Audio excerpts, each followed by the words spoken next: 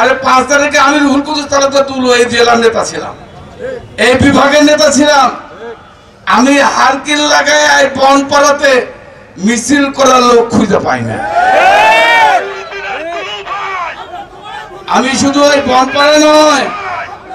বনপাড়ায় নয়, আমি নাটোর জেলা শহরে হেডকোয়ার্টারে লোক খুঁজে পাইনি হারকিল লাগায় একটা মিছিল করতে হবে। কারণ নাটোরে যে সন্ত্রাসীর উৎপাত, এই যে ভোটারবিহীন এমপি হয়েছিল পরিচয় দেয়, এটা সন্ত্রাসী।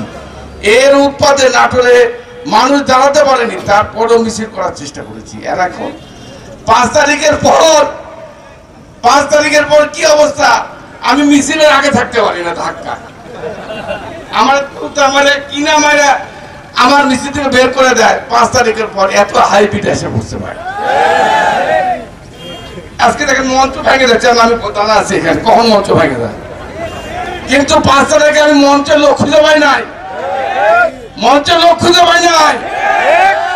আর এখন মঞ্চের লোক এমন অবস্থা, আমি নিজেকে দাঁড়া আছি, কখন ভেঙে যায় মঞ্চ।